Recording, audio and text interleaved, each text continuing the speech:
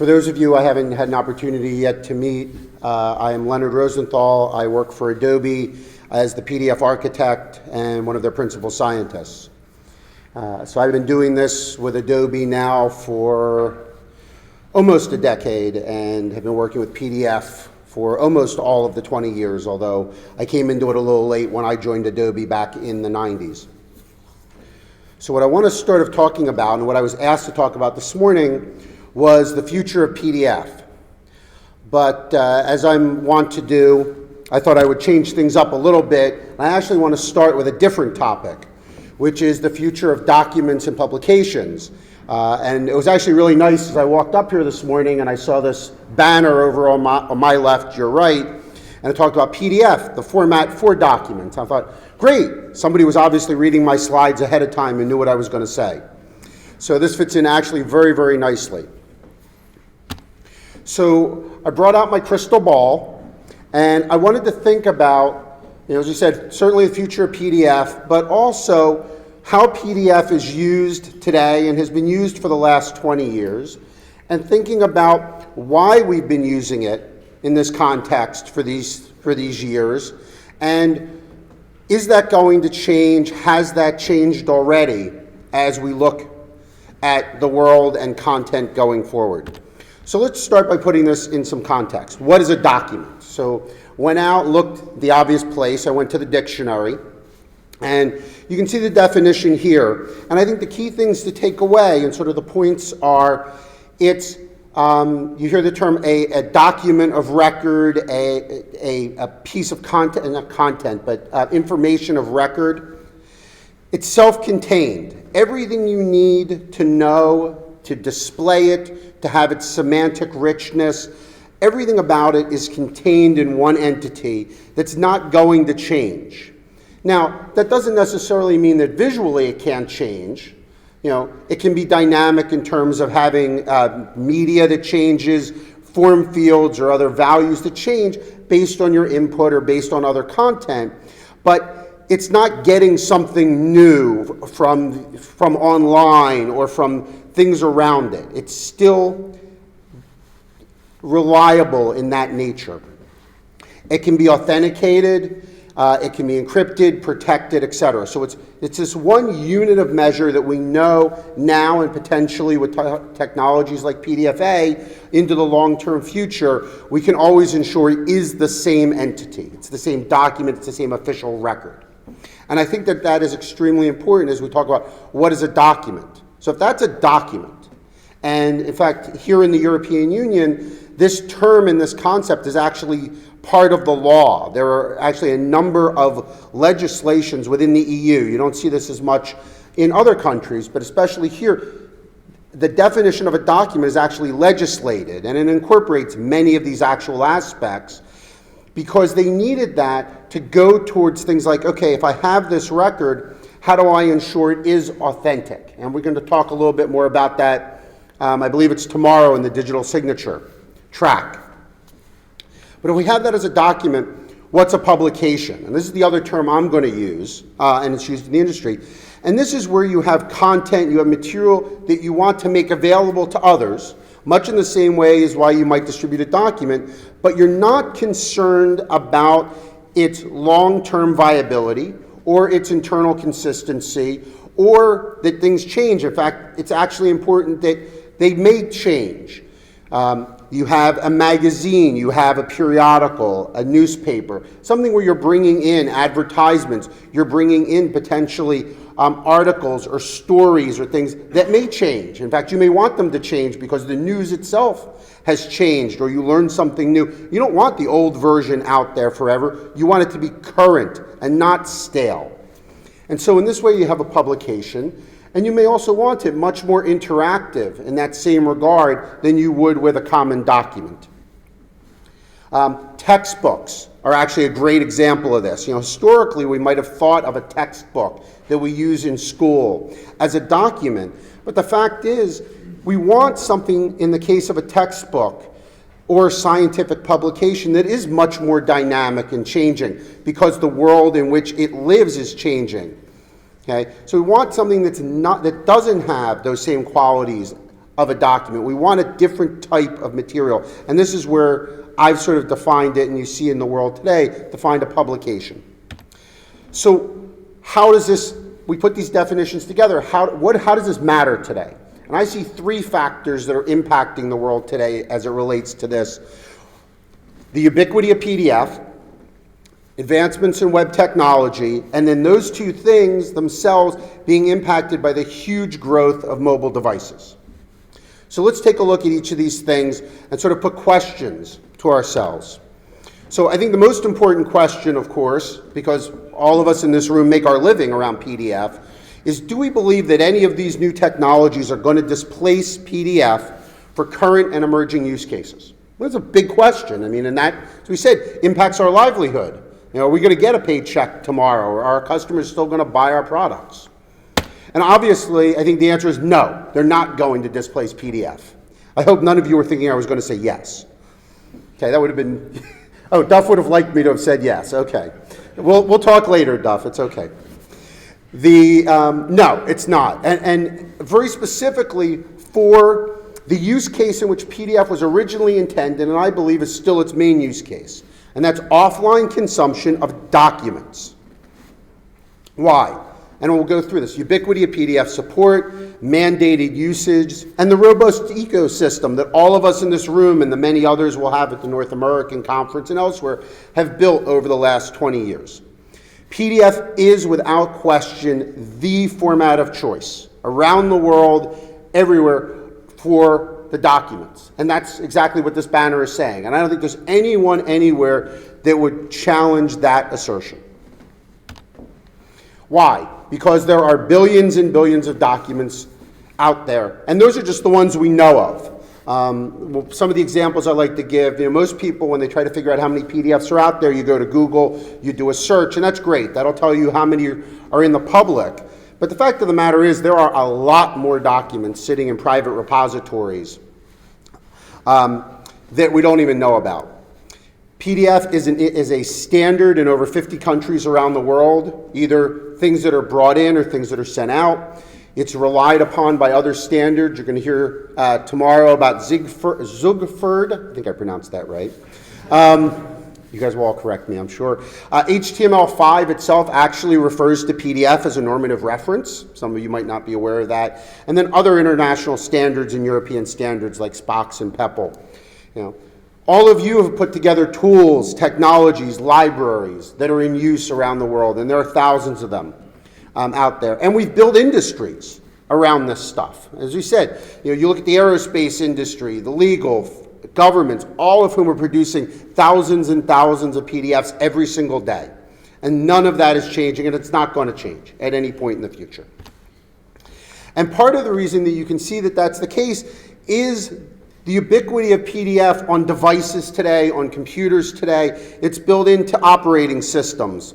On the Mac, it's been there for years. Windows 8 now incorporates native viewing, not into the operating system, but at least as a shipping viewer. It's in browsers like Chrome and Mozilla. You have products like Adobe Reader and others that are on pretty much every PC that's out there. And mobile devices as well. Again, built into every iOS device is PDF rendering capabilities. And we'll see that on more and more devices as well going forward.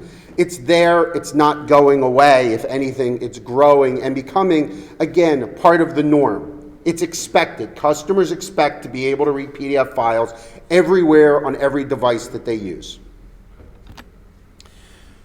How is it being used today? I mean, certainly there's the obvious ones, static electronic paper and all that entails. That's a given. That's how we started with PDF and a lot of its original use cases.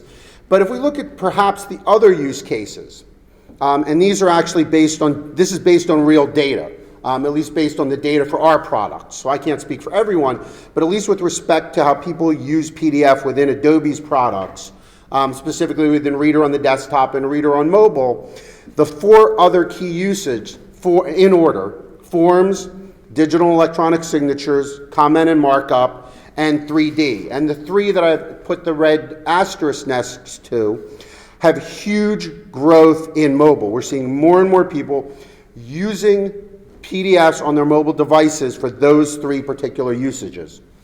So And those of you who were here a year ago at the last conference may remember I put up a similar slide. The order of those have changed, that even within the last year, for example, comment and markup has actually gone down and digital electronic signature have gone up in terms of actual usage that we're seeing. So it's very interesting. But these still remain the top use cases for PDF today. All right. So again, PDF's not going away. PDF, if anything, is growing, and that's all good for all of us. But that said, what does HTML and HTML5 specifically mean for us? What advancements are coming out? How is this impacting publications, specifically on the web itself? And the answer is, yeah, this is going to change things. And I think what we're seeing is this move away from PDF as the online format. I mean, there's always been, for years and years, many people have always said, don't put PDF files up on your websites, don't make PDF files your entire website. And I don't think any of us would necessarily disagree with that latter. But how do we now see this difference? There are people who are saying, don't ever use PDF, it should all be HTML. HTML is wonderful, HTML is great.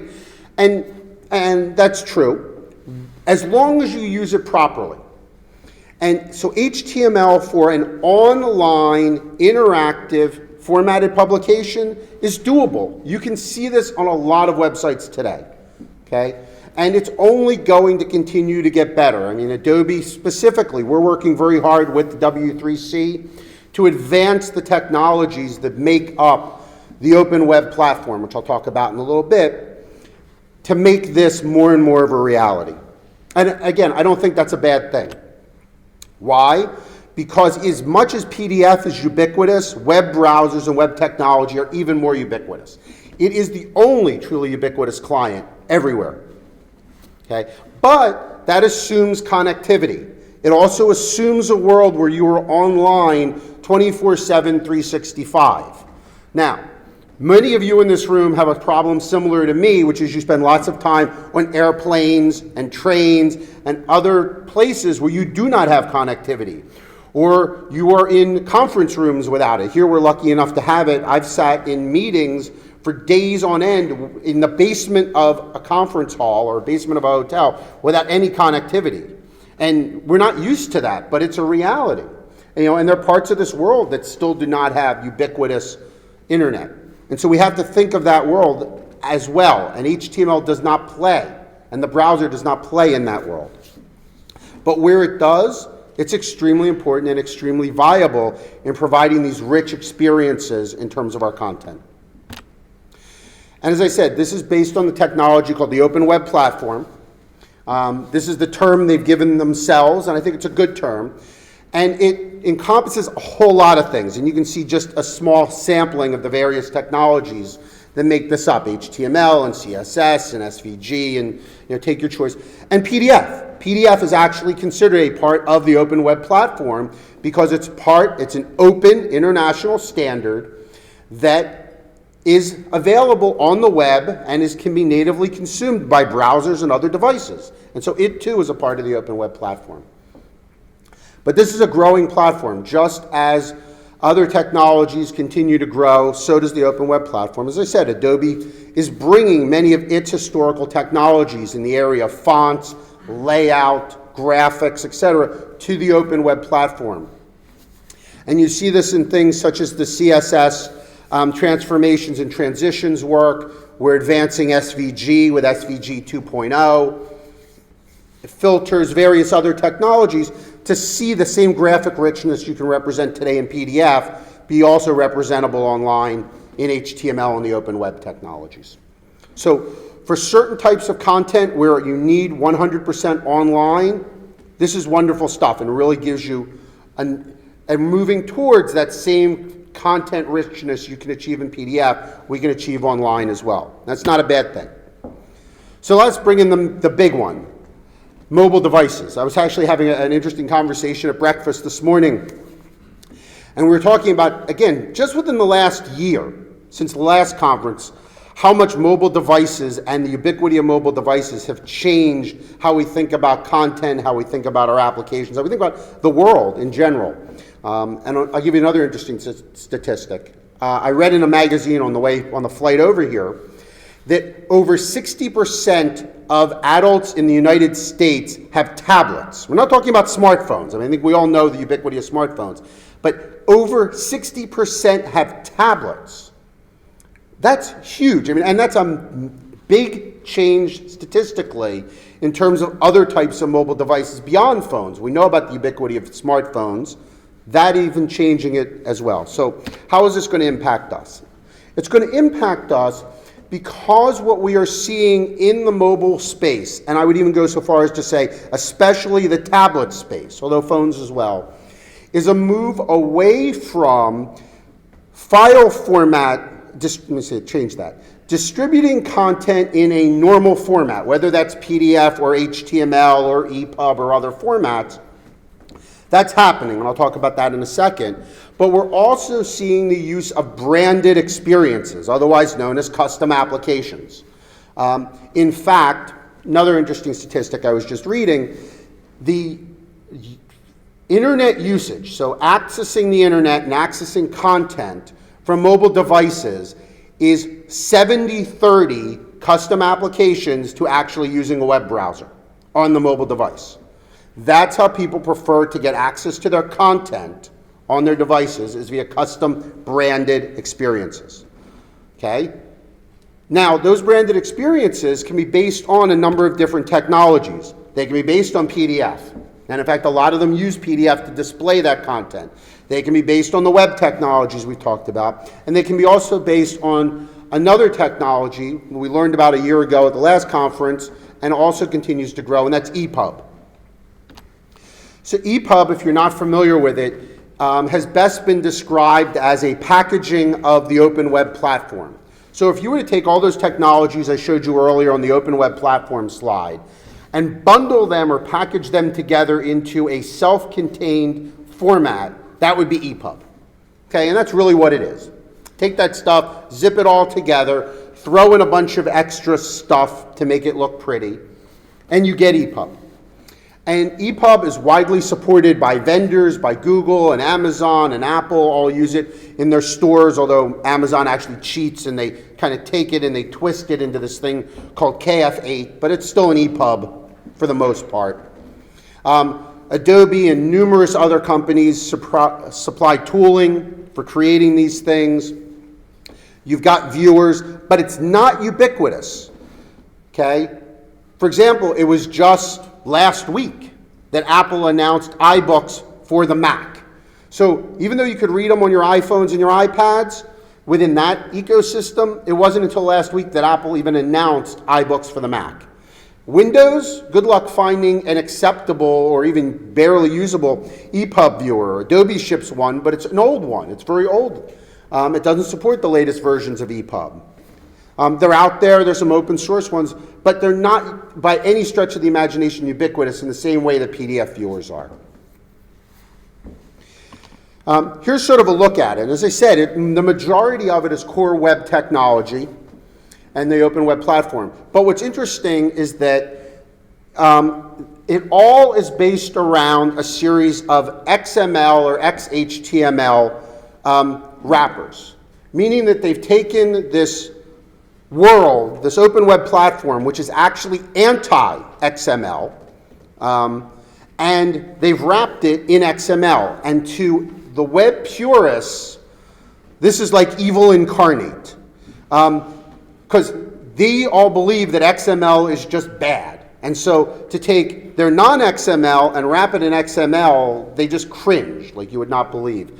And so there is this interesting battle going on about people who believe that the beauty and the wonder of XML and its stability and its reliability and all of the things that XML brought originally and continues to bring, and how it is polluting this web technology. And so you take this nice format of EPUB and you have these two groups who are literally trying to pull it apart. The people who want to keep it with its XML purity and the people who want to go back to everything should be HTML and only HTML. And so there's a big schism. So a year ago, we had a gentleman, Bill McCoy, good friend of mine, come and talk about EPUB. And a year ago, there was not this schism within the community of EPUB. And a year ago, we might all say, yeah, EPUB looks great. EPUB has a lot going for it. That's changed. They're not sure where they're going. In fact, they're trying to go in so many different directions right now that it's actually scary about what the future is for EPUB. I think it has a future. I think it's great stuff. Don't get me wrong. But I think that if you're looking at EPUB and you're looking at that community, look closely because it is a community in danger. So just a little interesting bit. Okay, so all of that said, EPUB is not going to surpass PDF. Even if we took out the fact that the community is in a schism, PDF remains ubiquitous. PDF is mandated in countries, in use cases, in industries. It's the standard. The documents are out there. That's not going to change. And it's usable potentially in all sorts of different formats, where EPUB remains focused on books. They could be textbooks, they could be fiction books, they could be actually one of the biggest growth areas right now for EPUB is comic books. The comic book industry and the manga industry out of Japan are making huge inroads in that area. That's great. I think it's wonderful that they've chosen the technology. But they focused that technology, whereas PDF remains a much wider scoped thing. So, I will put forth to you in this part of the presentation that it's not a one-size-fits-all world. That, it's not all about PDF. And that's strange coming from a guy who, makes his living doing PDF, and as do all of you. PDF is great and wonderful, and I would not say otherwise, but it's not the only solution, okay? There are other ways in which to publish your content and in which users should be able to publish their content. Don't force everyone into PDF just because that's the tool you have handy. As they say, don't bang in your nails with a screwdriver because all you have is a screwdriver. Let's help our users do the best that they can do to get their content out to the people they want to get it out to. And if that's PDF, that's great. And if it's not, that's okay too. But let's make sure it's the right choices for our users. So that brings us to actually what I was asked to talk about in the first place, which is the future of PDF. So with all of that said, where do I think PDF is going? And I will tell you that most of this is my opinion, some of which is also shared, of course, by Adobe as a company and others. But a lot of this is mine. Some of this you folks may have seen before. I have to do something about that projector. Okay. So let's start with the premise. What's wrong with PDF today? If we're going to talk about the future, let's see where we are today. And I would put forth that, for the most part, there isn't a lot wrong with PDF today. If you talk to most people, however, they would probably tell you that PDF does too much. And I think there's a lot to be said for them. In fact, the matter is, admittedly, that there are many things in PDF today that were put in there because Adobe was trying to compete with Company A or Company B or Company M or whoever it was at the time. And so PDF was our solution to that problem, and we threw all sorts of things in there. Not always with the right intentions in mind. And that, if we could go back and not have those competitive factors, there are things we probably would not have done. And there are things we would have done instead. But it is what it is, and we have ISO 32000 Part 1 today, and after lunch, I think it's after lunch, Olaf and I will tell you about PDF 2.0 and 32000 Part 2 and where ISO is going with a lot of this. The other thing to consider, and this is not news to any of you, PDF was designed for what I call the pre-hacker world. PDF has become an amazing vector for attacks. Whether those are social attacks, they're actually viruses or Trojans or whatever else. PDF has been a nice, big, publicized carrier for a lot of those attacks because the format wasn't designed to worry about those things. In addition, viewers such as Adobe Reader never worried about people who would actually try to use the format for bad things, for ill will. We always assumed that people would use PDF for good. And unfortunately, we were bit with that, as were many other companies. So I think that's something that we certainly want to consider is the format something that we want to tighten up, to make more reliable, to less attackable. And I know Duff's going to talk a bit about that later today in his sessions on validation and how validation can be used potentially to address some of those issues. And the third thing that I think is probably the biggest problem, and I'll actually come back to this a little later, that impacts PDF today is that not all tools are created equal. We have producers out there, I mean, even within this room, I mean, here we are, some of the top PDF experts in the world, and not every one of our products produces the same PDF files. Some are better, some, I shouldn't say better or worse, those are bad terms. They're different, and they're different for different reasons. They have different sets of features, they use different parts of PDF. For whatever reason, whether it's competitive, technical, whatever the reason, we've all chosen the parts of PDF that we like and that are relevant for our products, and we've chosen the parts that we don't necessarily want to include. And that produces a wide variety of different PDFs in their quality and functionality. And the other side of that, which I think is worse, is we have consumers that have done the same thing. In the past, when pretty much everybody used Adobe Reader, and it would be nice if we could all go back there, a little biased, but even still, you knew what you were getting. You knew that every user was going to get the exact same experience with your PDF documents. And we're no longer there because people are using hundreds of different PDF consumers, each one having different functionality. And believe me, I think it's great that there are lots of choices. I mean, that's what PDF has always been about choice. But it's an unfortunate choice when that functionality differs enough that the user's experience differs. PDF was about reliability. That you could take any document, view it on any machine, any platform, and you always got the same result. And we're not there anymore because of the diversity of consumers. And I think that's a big problem today, and I think it's going to be a worse problem going forward. So, how do we take this and apply it to PDF? What do we want to do with PDF, or what do I think we should be doing with PDF? And some of you, as I said, may have heard some of this before. And that is, I don't think this is about adding huge new features to PDF. I don't think this is about making PDF more singing and dancing and whatever else. I don't think it's about taking technologies like HTML5 and throwing it into PDF. I don't think that's a great idea at all. Some of you know I'm very anti those ideas. Instead, I think the right thing to do is to focus on the people who are using PDF today and the use cases of PDF today and improve those specific areas for those specific clients and take a lot of the stuff that isn't used anymore and deprecate it. We can't remove it. You can never remove things, but we can deprecate them. And we've done a whole lot of that already in 32,000 Part 2, and hopefully we'll continue to do that into the future. So, electronic paper, I said that was the big usage of PDF. I think there's 3 areas we can improve in. I think we can improve things for the engineers who are using PDF more and more. I think that there's things such as non-scaling line widths that they've been asking for forever.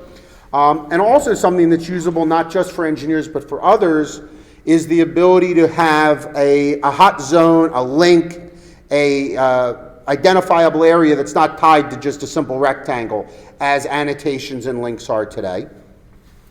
The graphic arts industry is always pushing. In fact, we'll learn a little bit later when we talk about PDF 2.0. Probably the largest set of new features in PDF 2.0 are in the graphic arts area. So definitely one of the industries that continues to push PDF in its usages.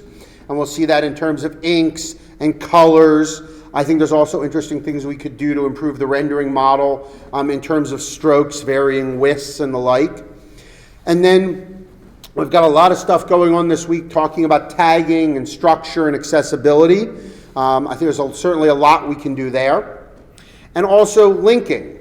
How do we make PDFs continue to be richer in terms of linking and connectivity? Not just, oh, here's an area on the page, let's connect it to this other area on this other page, but how do we make the semantic content, the tags, the structure, the semantic nature of that PDF linked to other semantic elements within the same document or within other documents? And there's strides we're already taking in that regard as well. One of the biggest areas that really hasn't been touched in PDF in a long time, and We can certainly blame Adobe. This is clearly an area where our Adobe's competitive choices impacted the growth of PDF forms technology. And that is that the core acroforms technology of PDF hasn't seen any growth in a long time. And that many of the features that Adobe introduced in its XFA technology, which is of course a standard part of PDF, but remains on the side in its own way, we could bring a lot of that learning and technology back into the core of acroforms. Declarative business logic. How can we do things like calculations and validations without having to write JavaScripts? New types of fields. The fact that we don't even have a native image field after almost 15 years of having forms continues to baffle our users. Something as simple as an image form, or an address, or an email field. You can do all these things, but they require lots of scripting and lots of complexity that should just be simple and easy to do. We don't bind well to XML. That continues to be the lingua franca, if you will, for data in the world today. Or even if we were to look at the web world of JSON, we have no binding model at all. Again, it all has to be scripted.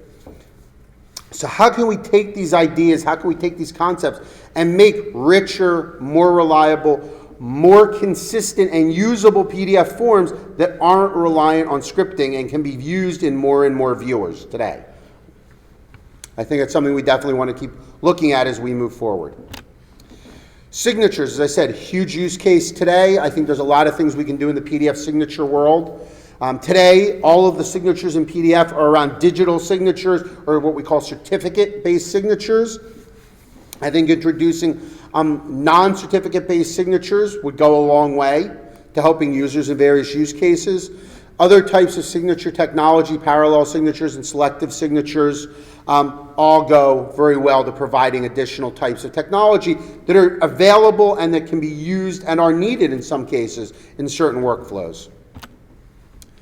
3D, we've got a whole bunch of stuff going on later today, I believe, in the area of 3D and the advancements of 3D of PDF. But there's still more that we can do. And in fact, the group that's working on that in ISO, the PRC committee, just started their new work. And these are things that are on their list. The ability to do declarative animations, the ability to describe relationships between the various objects or various parts within the 3D data structures. Again, in a declarative manner becomes extremely important as we want to move away from requiring scripting and doing them in other ways. And also non-rendering data, PMI, metadata, and other sorts of these types of things that we'd like to see in the PDF. So this brings us to the really big question. I mean, these are some great ideas, and I said these are just some of the ones I wanted to throw out as we think about the future of PDF. And this is not 20 years of future. I think we're looking at 5 to 10 years, to be honest. If you had asked me 20 years ago if PDF would look like it does today, I think none of us in this room would have said yes. It was certainly not what was envisioned by John Warnock at the time and the original implementers and Richard and Tim and others. But it's evolved as the industry and the world has evolved. And it also evolved in a different way. As we said, the majority of those 20 years of PDF, it was under Adobe's control, and it evolved based on our commercial, our business interests. But in the last, 6 years, 5 to 6 years, that it's now part of ISO, it's evolved very differently. And as we said, you'll see that in the later presentations. You see what we've done with PDF as we've moved it to PDF 2.0. And who and how these things have developed. So what's the problem? Why is ISO moving in the directions it's moving? Why are we moving differently? I don't want to say slowly because I don't think it's an issue of speed, but why are we choosing the features we're choosing? Why are we not choosing some of these other particular features? Why is it that why are these the directions we've chosen, and are they perhaps the right ones or the wrong ones? And I think these are questions I'd love to hear answers to, and I'm sure those of us in the room who participate in the committees would also like to. But I'll give you my reasoning, and I think there's one big reason why we've made the decisions we've made, and I believe we will continue to make the decisions we're making into the future until things change. And that's consumers don't support the features. It is completely and totally a waste of time for the ISO committee to be adding features to PDF that will never, ever be implemented. Okay? There are features that have been in PDF today for over 15 years that are still not implemented by some of the major viewers in use today, who shall remain nameless, but I know all of you know who I'm talking about. Okay? Why should we add new features to this language if they're never going to be implemented? You know, some of these things that I've talked about are great and will really make PDF even better. But if we can't convince companies to implement them, and I'm not talking about writing them. I think all of us would happily write declarative forms, for example. Okay? Those of us who work in the forms world. Those of us who work in the tagging and structure areas of PDF would happily make better, richer, structured PDF files. Okay? We've all wanted to do these things for a long time, but that is a complete waste of our time and our users' efforts if we cannot convince these other consumers to start using this stuff. Because it's, what good is it to have a richly structured, I'm just going to pick an example, a richly structured and tagged PDF file if those tags are ignored by the viewer. They're not committed out to accessibility tools. They're not used for things such as reflow or export or repurposing. Why are we bothering? And believe me, I mean, I'm frustrated, as you can tell, I hope. This is a very frustrating thing for me because I'd love to advance PDF and the capabilities of PDF. But even if, you know, we do it at ISO and I get all of you in this room to add it to your PDF generators and we put it into Adobe Reader, there's still too many users out there that will not be able to take advantage of those features, and we have to wonder if it's really worth it. So if I were to say anything and put forth anything to you to close out my talk today, it's any of you who make viewers, who make PDF consumers, and have any input into other viewers and consumers, this is the biggest problem facing our industry, the PDF industry today, in my opinion. So I leave this with you as this is what impacts the future of PDF. And hopefully you guys can help me make it a brighter future. So thank you very much for your time this morning. And obviously I'm around, and actually now that I'm done talking, I'll take the tie off.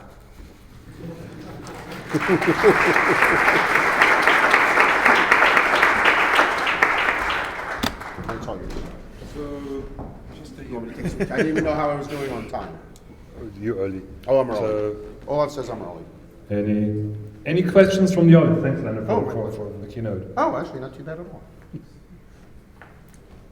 Any takes on Leonard's statements?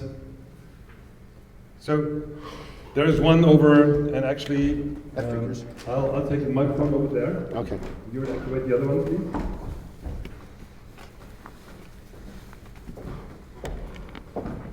Hey there. Hi, Duff. Could you say a little more about why it is you feel that consumers aren't going to wouldn't adopt these various features?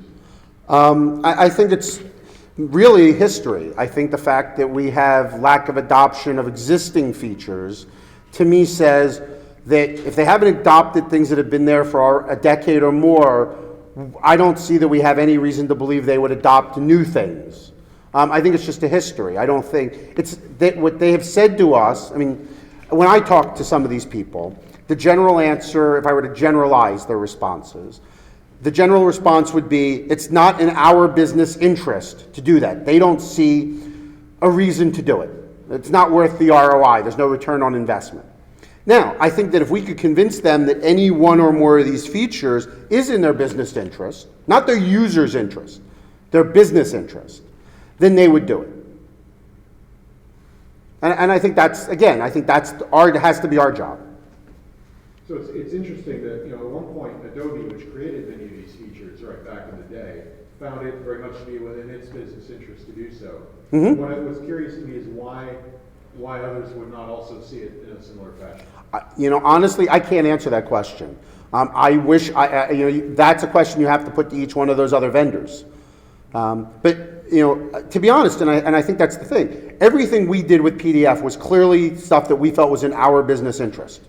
And I'll be honest, as we move forward as a company and in our products, We'll continue that model. It's not a model that's going to change. We will implement the features of PDF that are in our business interest. Okay, and as I said, I would expect everyone else to do the same. I don't think it's wrong that they have that opinion. I just think that we have to convince them why it is in their interest. Any other remarks or questions? So let me ask one question. So you were pointing out that it's not a good idea to put things into the next version of the PDF standard. If there's concern about adoption, if you think it's not going to be implemented, why put it there? It would rather become a burden to honest developers who try to take the standard into account. Doesn't that effectively mean that any innovation will be blocked?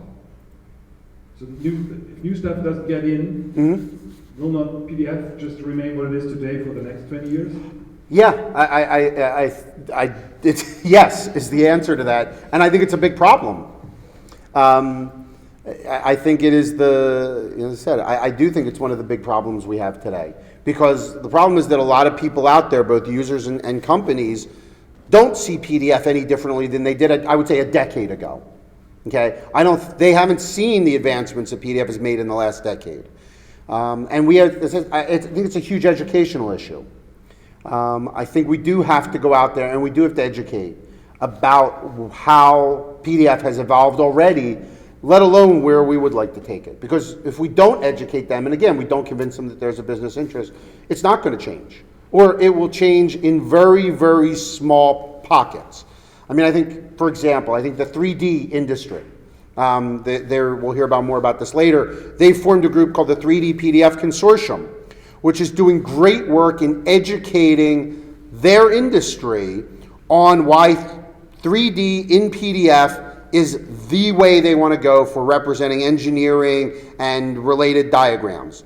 I think that's great work. I think the PDF Association, for example, did an amazing job with PDFA when it first came out in educating the world about PDFA, and I think it's the reason that it is the standard in 50 or more countries. I think we have to whether it's the PDF Association, it's individual vendors, whatever it is, have to get out there and do the same thing to these other consumers and convince these other consumers why it's in their interest. And maybe, I would hate this, I don't want to see PDF starting to get more boxed and only used in these industries, and I don't think it will be the case. But if we're going to push certain features, maybe those features only do end up in certain areas. It's hard to, I think it's a problem. I agree with you. So what would you there's a question over there, I'll take it first.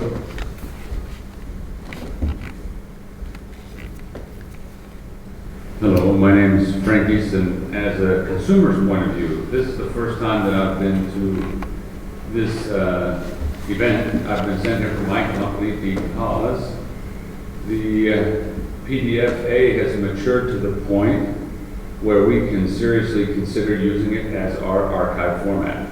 We are familiar with the Vico guys. We've been working with them for since before it became Jedi's product. We've been doing the paperless office since 1997 productively in our company. We're the co-board. And we believe that the PDF has reached the momentum of becoming the document format that everyone will be able to use. So we are considering and working on changing our entire archive to be nothing but PDF-A documents. So it's the chicken and the egg problem we have here. You guys are the technicians that make the viewers. Whatever viewer you make, it has to display the document. If features are added to it, the viewer can't implement it if it's not in the standard. So we have the chicken and the egg problem. Everybody has to work together, say, what do we need? If we need something new, everybody has to pull together to get it there, so that no matter whose viewer the other guy has, the customer, he doesn't care who wrote it, he wants to see it in its entirety. So if you guys are the guys writing the code, make it work. Always reliable. What this world needs is a secure viewer. The pre-hacker world. Okay, we all know what that was. Give us a secure viewer. Adobe, make your viewer secure in default mode. Warn us when the people are trying to abuse it. Tell us that could hurt your system. Do you want to do that? This is what they're trying to do. inform the user. We in our company are looking for a secure viewer because Adobe Reader doesn't do it anymore. It's too open. It's too trusting. Don't trust anymore. Lock it down. You guys should be able to lock it down sooner than anyone. Watch what the bad guys are doing and stop them. Warn them. That's all you have to do. Oh, if only it were so that's easy. No, let me, actually, no. It's not even, it's not a technical, thank you. I agree with everything you're saying, and please don't get me wrong. I think that was great, and I really appreciate it. But and some of you have heard this story, and I repeat it because it happens to be a real world example, and it's my favorite example of why the problem you just described in terms of secure viewing is, and actually doing it, is a major social problem and not a technical problem. Okay, so I'll tell you the story, and as I said, some of you have heard this.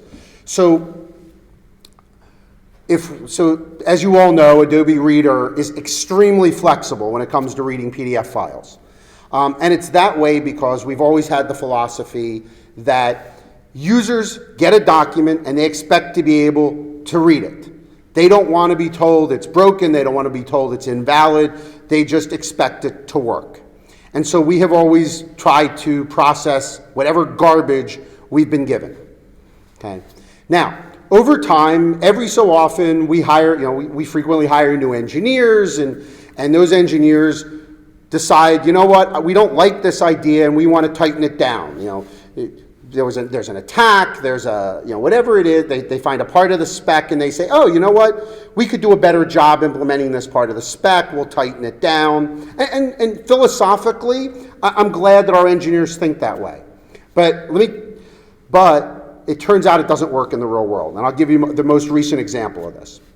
So maybe a year ago, give or take, so one of the changes, quick background, one of the changes that was made by the ISO committee when we standardized 32,000 Part 1. So if you read PDF 1.7, so the last Adobe version of the standard, and ISO 32,000 Part 1, there are a couple of places that we tightened the language in a lot of places. But there's a couple of places where those changes were more significant, what I would call more significant, in terms of defining a valid PDF versus an invalid PDF. And the one specific example in this case is that in 32,000 Part 1, it specifically says that the PDF file must start at byte 0 with that %sign. So the %PDF has to begin at byte 0. In PDF 1.7, it actually said it was okay to have some stuff before that, because that's what Adobe has always implemented for historical reasons. So one of our engineers, seeing that difference, decided, okay, I am going to make that change in Adobe Reader. So he made the change so that if a file did not begin with %PDF at byte 0, if there was anything that happened before that, we would flag it, we would say, this is not a valid PDF file, and we would refuse to read it. And we'd bring up some appropriate error message. So he made this change. Didn't bother to tell anyone he had made this change. Now, again, it's not a wrong change. It's not that he was doing anything wrong. We shipped that version of Reader. Within hours, our CEO was receiving phone calls from the CEOs of numerous other companies because they could not open their boarding passes to the planes they were about to board, their credit card statements that they needed to pay, their phone bills, etc. Okay? At which point, you can imagine what our engineering group had to go through, how quickly we had to turn around a new release of Reader to undo what was a perfectly reasonable and valid, secure change. A warning. You can show the people what's wrong and still display the document. But right. You made the choice. Not saying, I'm not going to do it at all. That's the worst choice. But to say, this is the problem. As the programmers, we all deal with that on a daily basis. It's just ones and zeros. Tell them which ones you don't like and which ones are a danger. Right. Let them choose. Do I jump off the building or not? And if it were, and you're right, I mean, there is a middle ground. The interesting part of the middle ground is, does the average user actually care? In other words, and this is just a general software problem. This is not specific to PDF, and we could talk about this for hours, but, at what point does the average user care that, we use this, let's take this example. If the average user got a message that said, this file is invalid, but I'm going to open it anyway. And you could pretty up that language any way you wanted, but that's the general gist of what you said. I would honestly put forth the average user really wouldn't care, because all the user wants to know is view it. I don't think that's true for all industries. I think there are very clearly places where you'd like to do that, but it's not the norm. Configurable. And you can't win with that. You right. can't win. No. What it normally does, Yeah. would make it configurable so each company can choose and say, Yeah. in this company, that's broken. Yes. And it doesn't work inside the company. And then other people can set it how they want. Default is the way it's been up to now. Everybody's happy. But if you want to be safe, tighten it down, screw it down to where they can't change it. Exactly. At whatever level, whoever paid for it wants it to be. And then you can please everybody. Well, we'll never please everybody, but I agree with what you're Because they doing. can make it do what they want and still be within the standard without having to worry about the details. Yeah. Joe, go ahead. I consider that basically the problem is that no good deed goes unpunished in this case. You come up with a warning message, we get complaints, you're too verbose, there are too many things in our face, I don't want to know about it. You make it configurable, there are too many options, there are too many things we have to worry about. And by the way, your executable is too large, it takes too long to download, and by the way, you're making all these corrections. How come we're getting updates every other day, which isn't quite the truth, but you see all these things that we follow in the press, and it gets ridiculous. But to follow up on Leonard's thing in terms of throwing away features or what consumers don't, or what readers of PDF don't do, he talked about ISO 32000 and what goes in there. I have to worry about what goes in the PDFX standards in our group, and we have the exact same issue, and we've had, obviously, talked a lot since Leonard is one of my comrades at Adobe, and we're in a lot of committees together, but there are lots of things that we can do for pre-press and print that, well, we just throw it into another version of PDFX.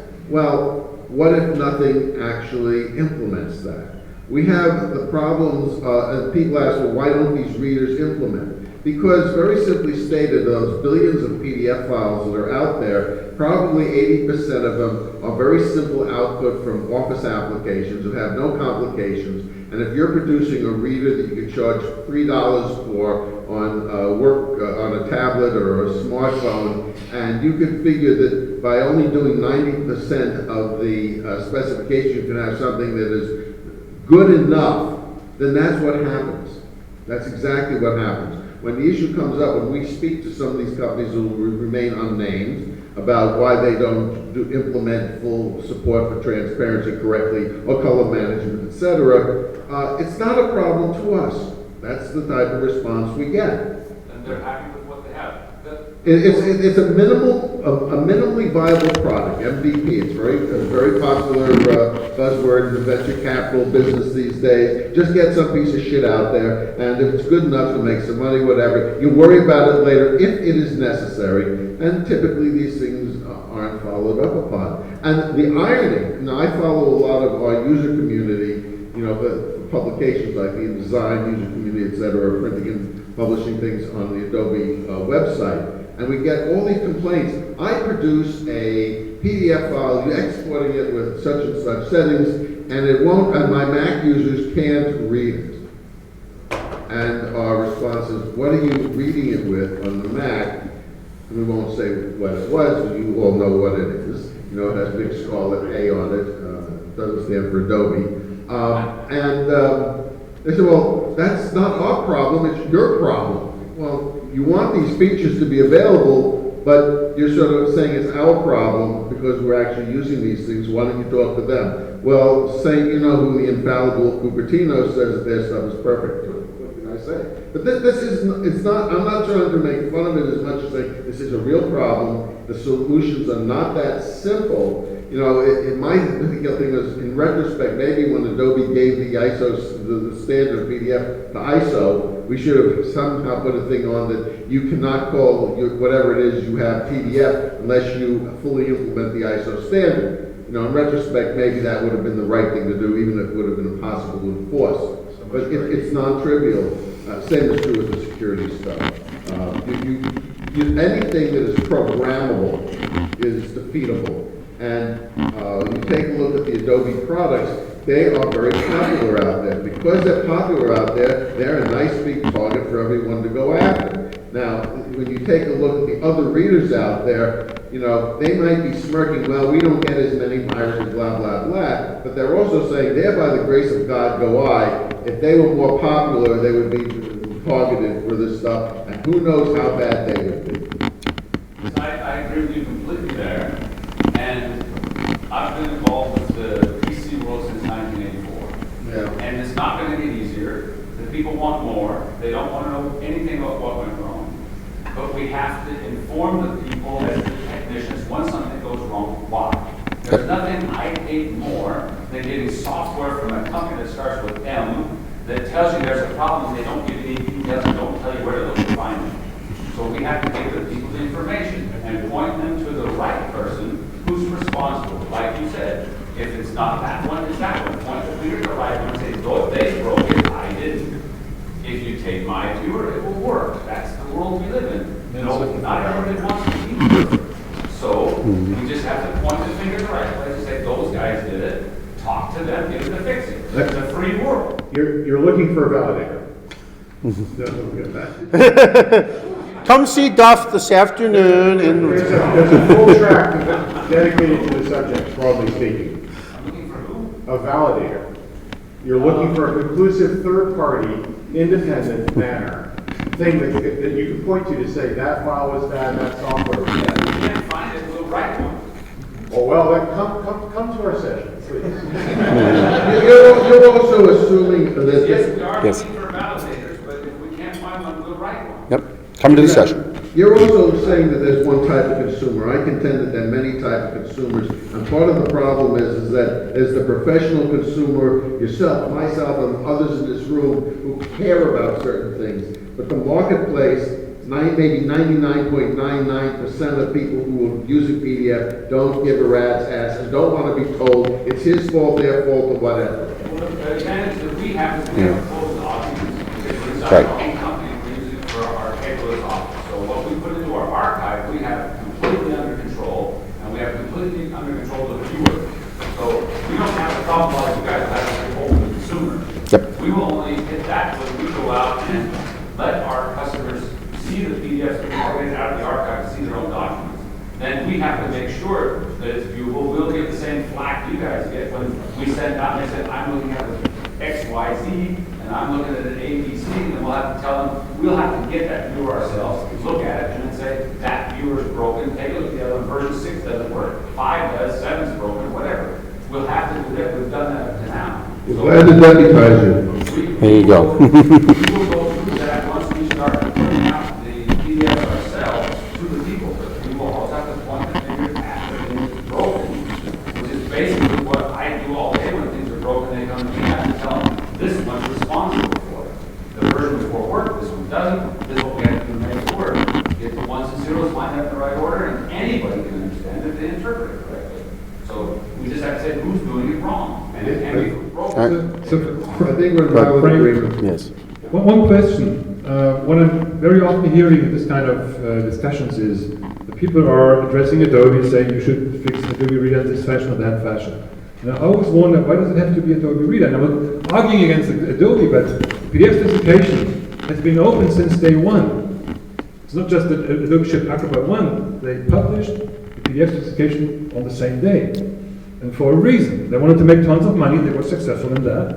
And they're not to be blamed for it. They're rather to be thanked for a lot of things that happened. But they never blocked anybody from just coming up with the same quality tools and technology and so on. And even with ISO 30000, there's a statement that Adobe is never going to sue anybody for any patents or similar things that you would have to use to implement ISO 30000. So that's more or less. Well, it's under the ISO rules, but yeah, more or less, yeah. So, but they're kind of promising, even if you are going to do the same thing, even if you reinvent the Adobe Reader, so to speak, just doing all the same things based on ISO 30000, they will not go after you and take you to court or anything. Right. They may do so for certain functionalities beyond the spec, if they have a patent or anything else on that. But just to come up with another PDF viewer or a PDF processor based on ISO 32000, they will not go after you. Rather, they're probably going to believe it's a good marketplace to be in, and it's just becoming bigger, they can even make more money. So my question, just to shorten this up, is so why are you always looking at Adobe, and why are you not talking to other developers? And there are developers coming up with at least kind of okay reading technology. Maybe not everything is as shiny as an Adobe Reader, but if you're looking for a secure viewer, I could think of a couple of potential partners that you could talk to. I don't know whether they can deliver, but they exist. So why is it always Adobe? To me? Anybody? Just because Adobe is the most well-known, and if I had to say at Adobe, I would tighten it down and warn the user so that he can protect himself if he chooses to. If they don't, that's their problem. I can't stop you from jumping off the building. I would advise you not to. I would tell you where the stairs are at, but if you want to jump off, have a nice day. You won't have any problems thereafter, or maybe more if you survive it. That's your problem. So give them the choice. Let them do what they want. The more freedom they have, no one can stop anyone from doing anything. And if it's digital, it can be cracked. It's just a question of when. So if it was my viewer and the quote, word is out that Adobe tolerates everything will display in PDF, which is commendable, that they will show any PDF that anybody's created is best if it's possibly done. But for the dangers that have popped up in the meantime, I would try to protect my users and warn them this could hurt you. Don't put the gun to your head. If you pull the trigger, there's bullets in there, it's going to blow your brains out. Okay, or if you're lucky, you might just go around your skull like it happened to a couple of them. So just warn them, and he can turn the warnings off. Okay, just like he can ignore the street signs on the road about where he's supposed to stop and just drive through the intersection if he wants to. And he'll pay the price when he gets there. But not everybody has to do that. Not everybody's stupid. No. People will stop at the stop sign and yield and follow the traffic signs or look when the power's out before they turn the corner. So I would give them the opportunity to do that and set it up himself to say, there's someone in front of you, stop. This guy wants to go to your bank account. Do you want to let him? No, thank you. That's all. And they will have the most influence because it's got their name on it. And others will follow. And if they show it to be done, the other ones have to meet that mark. That's the problem of being the leader, is everybody follows you. Some don't do it better, some do. But they can influence the world because they move there first. It's their baby. So they can set the mark and say, you can do a secure, and they can offer a second one. Here's one that doesn't do any of that stuff. Here's a second viewer that is exactly to the standard and doesn't do anything else. Which one do you like?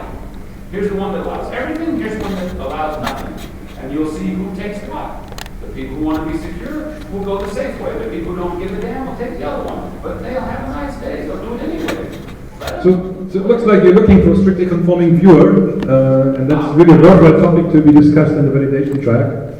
So you're really invited to come over to that track. Just two short points. Mostly I support what you said, and I have the same feelings about the different viewers. We need two things, a validator, and we need to make sure that all the, because we have broken software which makes some mistakes when writing out PDFs. We have viewers who fail silently on correct PDFs or on invalid or partially invalid PDFs. But this will not change if everybody remains silent and doesn't indicate what's wrong or what they see is wrong. So we don't have a method to make the viewers be verbose and tell the user nothing will change. Everything will still be semi-standard or they will keep their little errors in writing out PDFs or reading PDFs or displaying or printing or whatever. So if we have a method to be more verbose in all the PDF processing software, at least switching on the verbosity, and also if we don't, as long as we don't have a validator where we can point to and say, look what your software writes out in PDF is this and this and this exact item not fully compliant, it will not change. We need tools and methods to make it more conforming and more standard-like. Yeah, on a slightly different note, you mentioned depreciating features, and I think there is a similar discussion around this because everybody has their views as to what should be, well, kicked out of the standard, and I'm totally aware that it's not easy because everything is in there for a reason and has some sort of backup in some corner of the community. So can you give us a few more details as to how this could be achieved, at least depreciating things to diminish their usage over time? Sure, actually it's a great question. I mean, I'll give you some, and I can give you some examples of the ones we've done already for 32,000 Part 2. Generally, the sort of the philosophy, if you will, that we follow on the 32,000 committee when we decide to deprecate a feature is first and foremost, how many files out there are actually using it, and is there an alternative that has replaced it, or that it isn't, so that it isn't even needed anymore. And I'll give you some examples. So, and I'll probably miss some other ones if Olaf thinks of others, but some of the ones that jump into my head. So, good example. When you embed a file in PDF, one of the things that you can do is you can put OS-specific attributes with that file. So, for example, one of the things that's there is you can specify the Macintosh typing creator for that. That's an old Macintosh OS 9 thing. It's not used anymore in OS 10. And in fact, the number of files out there that actually have it probably border on 0. In fact, I haven't seen one in easily a decade.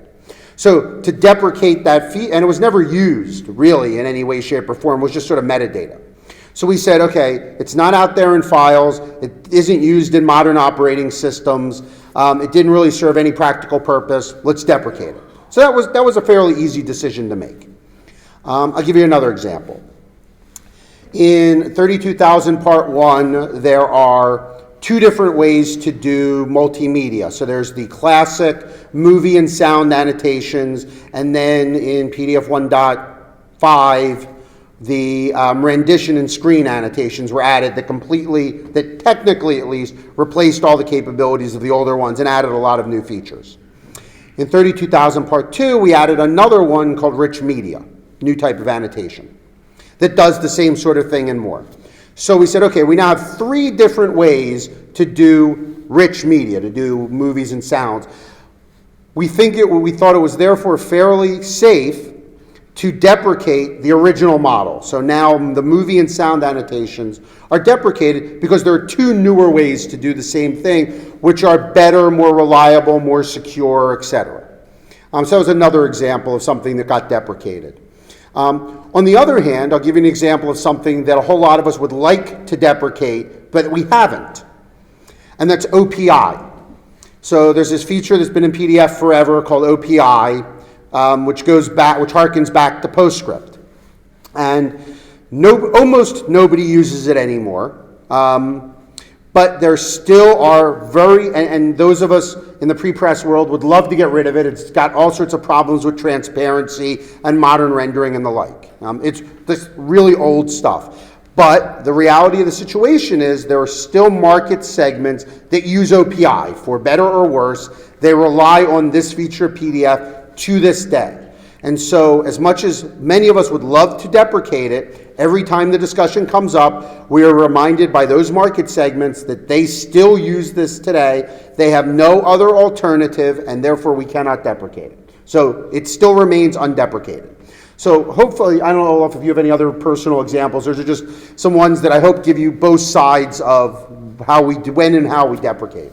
Yeah, one of the core mission statements of developing the PDF standard further is don't break anything. So that makes us very careful when it comes to deprecating stuff. And even if you deprecate the OS-specific file specification, like the macOS file typing creator, and you ask people not to use it anymore, if it's there anyway, it wouldn't break anything. That's very important. You could still read the file and process the file. A modern viewer simply would not know what to do with it because it would be looking at a newer specification. So it's not breaking anything. That's very important for PDF. Yeah. One other area where we're doing the deprecation dance, so to speak, is metadata for a document can live in the document info dictionary. Great example. And in the XMP metadata stream for the documents. And we have been struggling with this for 10, 12 years now, because in many cases you have the same information in two places. And that's a guarantee for trouble because they may not agree. You may have a different last notification date in document info compared to the XMP metadata. The good implementers try to have something in place that kind of synchronizes the stuff again and knows what to do when and so on. So it kind of works okay, but it's not beautiful.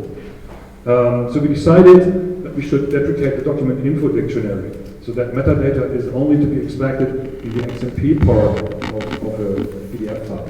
So don't look at document info, look at XMP. If you want to write metadata, write it to XMP, don't write it in document info. So the request is that the PDF 2.0 conforming writer will never write document info. It will only write metadata into the XMP metadata. Nevertheless, we also say we still have the information there, so you can still understand what's going on before PDF 2.0. And we ask a PDF reader, the tool that's processing the PDF file, to not stumble over it. Like, don't get upset because it's there or whatever. Again, look at XMP, extract the metadata from the XMP stream, and use that. So that's another case. That's a great example, yeah. Where we are deprecating things, we're not throwing them out completely right away, we still have information about document info there. But of course the hope is that, let's say, 5 or 10 years from now, we could actually remove the information from some future version of PDF and not even talk about it anymore. That's how it works in essence. But very importantly, we try not to break anything. As soon as there's something that breaks anything, we are very scared. I think the last time in the imaging model something happened that could break something was the operator for smooth shades, the SH operator, which was a new operator, didn't exist before. So a new reader could break, but we had a mechanism in place, or not we at that time, Adobe, the EX thing, yeah. So you could bracket operators that the viewer doesn't understand, and that was introduced the version before, I believe. It was preparing for this edition, so it was again a very careful approach to that. But if the viewer at that time who didn't know the SH operator yet, who kind of stumbles and said, I can't read this page content stream. I can't show you the page, which would be very unfortunate. I think that's the only time in the last 15 years at least that something like that happened. Right. The transparency doesn't break anything. You're just not getting the right page display if you don't honor the transparency, but it's not completely breaking the page description. And that's exactly why transparency was implemented that way, was not to break anything, because the BX, the SH was really was, there was no other way to do it, no other good way to do it. Any other remarks, questions? Other than that, I would think... Shall we break for coffee? Grab some coffee. Thanks again, Leonard, for my pleasure. Giving us this presentation. Thank all of you. We will meet again at half an hour coffee break, so the track starts at 12. Yeah. There was the first presentation, and we said the inside to the track was at 3 today. 1 to 3 is C in this room, and the other side in the back. Okay, coffee is outside the arena, opens the door. Coffee is a good break for 3 hours.